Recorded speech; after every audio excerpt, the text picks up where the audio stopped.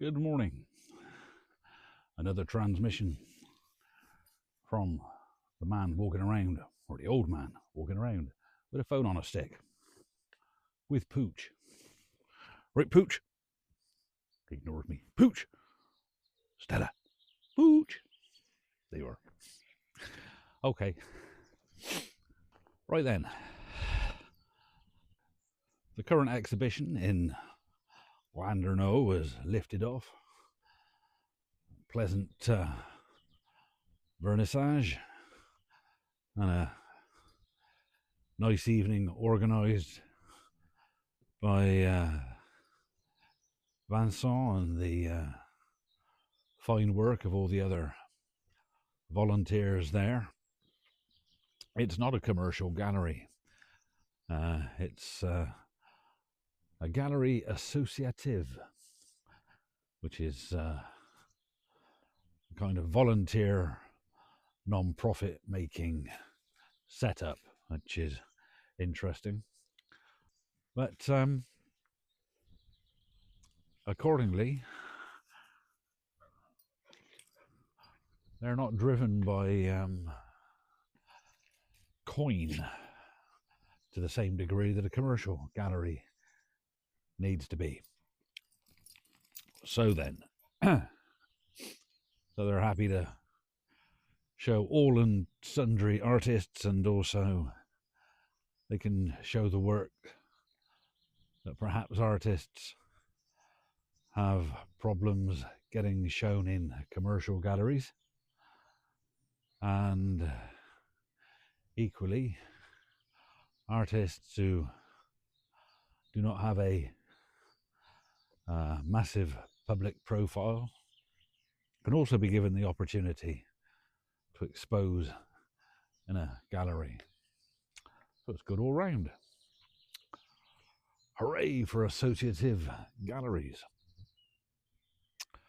Right, so as promised, some questions to be answered to students, which was one of the initial reasons for starting up this adventure with the phone on a stick.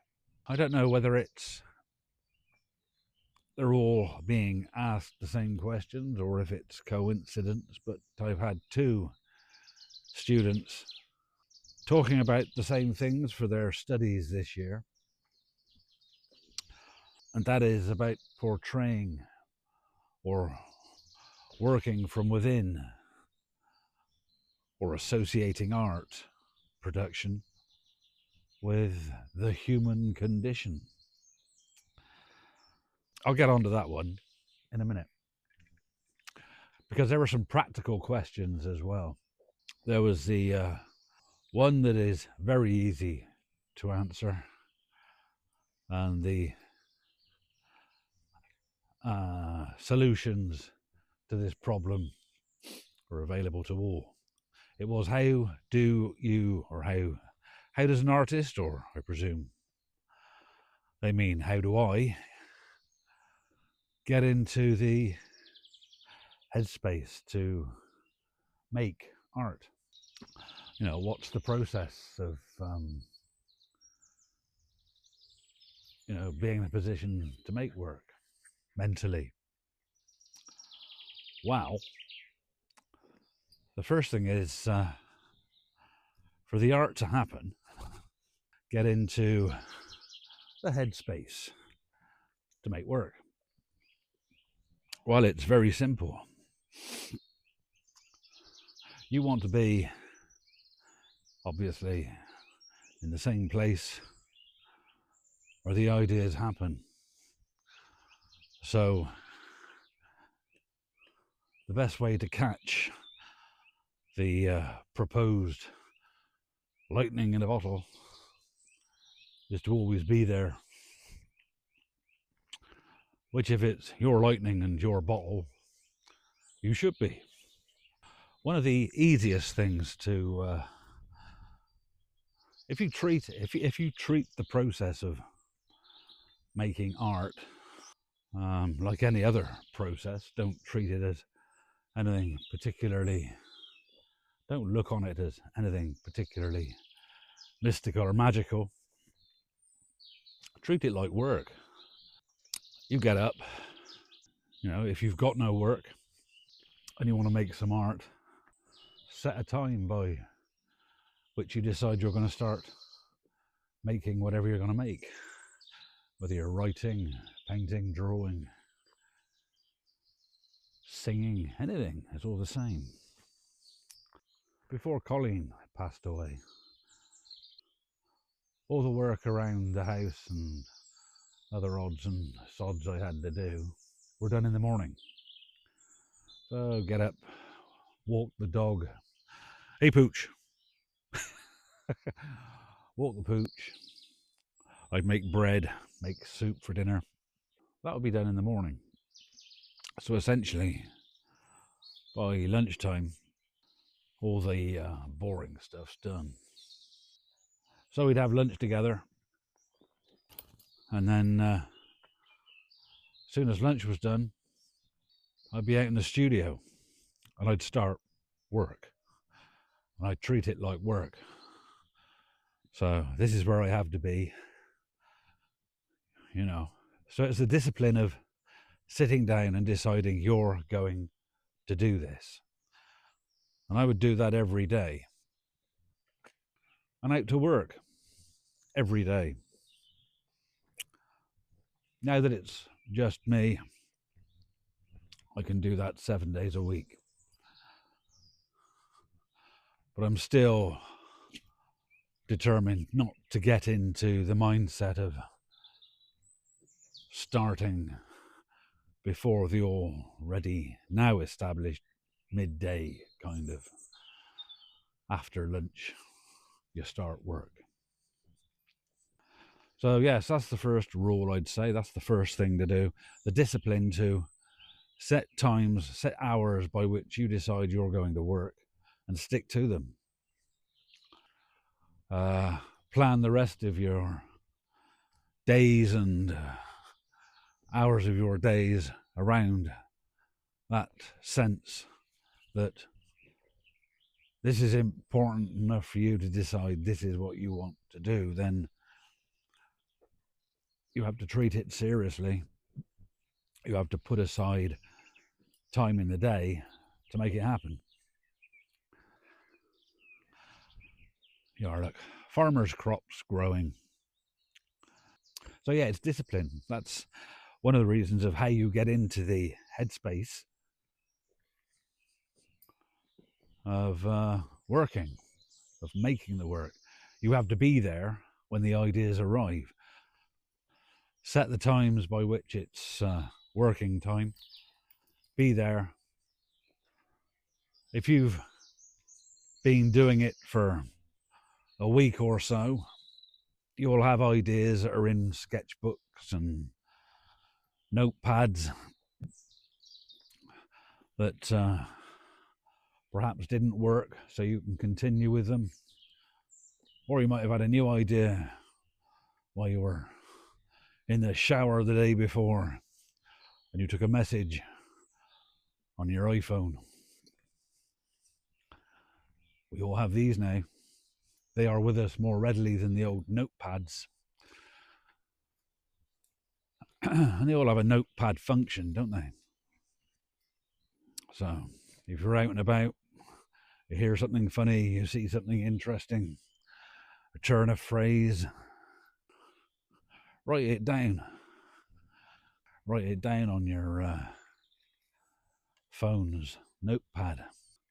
I've got messages on here from myself, which if I wasn't such a dinosaur, I could probably get hold of now and tell you what they were. But if I do that, I shall end up ballsing up this transmission. So look at this. It's beautiful, this light in the morning. On the green field, clouds full of water. So you get all the drama of the high contrast on the clouds. Or are you going to be able to see it? Look at that. Hey. Even the dog's impressed. Aren't you, Pooch? Hey. Yes. If I was a landscape painter, eh? But I'm not. What you doing, Pooch? Come on in, this way. Whee! There you go. With this crazy idea of the magic to be happening, then you have to be at the event. So I'll make the event. We find the time to do all the other things in our lives. I remember we used to think, oh, I've got to be home by so-and-so because this television program's on and I'm following the series. That excuse really should have flown out the window the day video recorders turned up. And you certainly can't use that excuse now. I mean, any program that you want to watch, listen to, or whatever,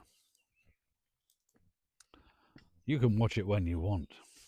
If you can't find the time to make work, then you obviously don't want to make work enough. So discipline yourself, set a schedule, and stick by it. That will improve your creativity. And I suspect, I mean, for me, I can't wait to get going every day. I look forward to my work, which is a good thing. And I'm lucky. You control it. So that's the first practical thing. How do you get into the headspace? You make the space. It's not a headspace, it's time.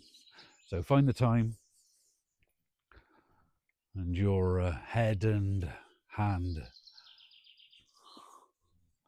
will fill the accommodation. Other things.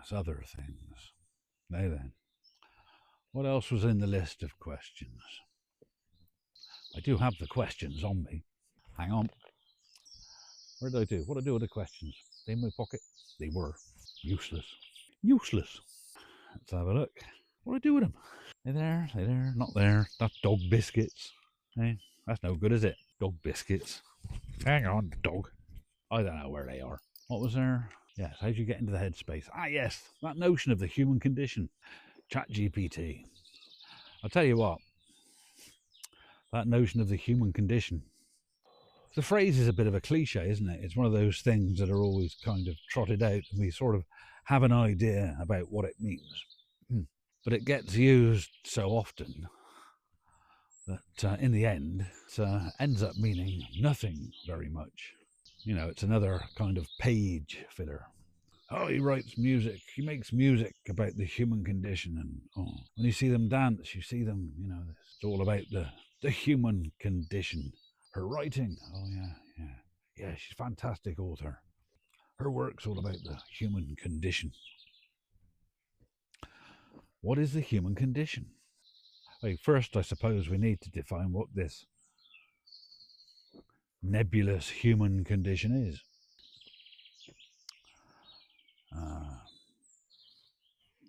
She doesn't have the human condition. But in my sense of how it's generally used, I think it refers to just being here in all its varieties and manifestations. So that's fantastic, isn't it? Look at that sun behind my ears. Looks like I've got Christmas lights installed. Fantastic. Right. I don't know. They used to take the piss out of me at school when I was a kid. I used to get bullied because I had ears that looked like some radar installation. Big ears, Dumbo. Yes. I remember all the piss taking. Okay. So the human condition. I don't know what she's doing. The human condition. God, she's stronger than me. She smells beasties. It's spring. So there's all manner of beasties out and about. We've had deer in the garden and weasels and woozles and all other manner of beasties. I don't know what she's found. But come on, Pooch. Where are you going? I still haven't mentioned it, have I, the human condition? The human condition is everything. It's getting up in the morning, it's the going to work, it's the living and the dying, and everything in between. That's the human condition. This notion, this great idea of its, our tortured existence and having to explain it and analyze it, sort of explore it and lay out the path for all others to enable their enlightenment through it. We all get through it our own way. We all navigate it by whatever means we find. So don't worry about notions of making art to understand the human condition. Whatever you're doing now is doing that. It's your navigation and negotiation on this crazy spinning ball of dirt. Those that hold to loftier aims are usually able to hold to those loftier aims because they're in a financial position to be able to afford to do so. The artist philosophers, you know the ones that wouldn't be allowed near a philosophy department, but the ones that are given the badge of being great sages in our contemporary existence. There is a technical term for it. My favourite technical term for most things associated with the verbiage of the art world. That technical term is bullshit. The human condition is, if it's about survival, if it's about getting through your time here comfortably or managing it successfully without damaging yourself and those around you, then your ability to navigate that might mean simply being able to afford to live. The fact that you're here, the fact that you're doing it, the fact that you're making stuff, perhaps even the fact that you're not making stuff because it hurts too much to make it, perhaps that's your negotiation of dealing with the world. So, the human condition and art, it's not the purview of artists, writers, musicians, etc., to say, I'm the great examiner of the human condition, and here is my soul made bare. Here is my wisdom imparted to you. You have the same capacity. Your life is equally as valid. Your pursuits equally meaningful. So, the notion of the human condition, you're in it now. So whatever you make within that now is about it. So don't worry too much about it. If you're looking at my work and thinking, oh, it's usually about political torment or individual torment or depression or angst or whatever, not always. I draw funny stuff. You don't see much of it, but it does happen. So don't worry too much about fitting into these cliched lines. Right then, is that enough for today? I reckon that could be enough in it for a quickie. So, what's the dog seen? Dog seen something? Oh, can't see what the dog's seen. Where are you going? We're not going that way. We're not going that way. Wait, come on. We're going this way. Wee, wee, wee, wee, wee. Stop making me run round in fucking circles. Wait, come on, can't go home.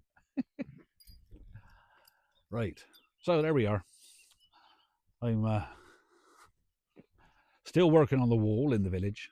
There's news on that. There's explanations of that. And I will dish all that out later this week. All right. So I'll say goodbye.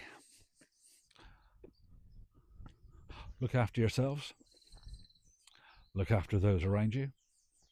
And ta-ta for now.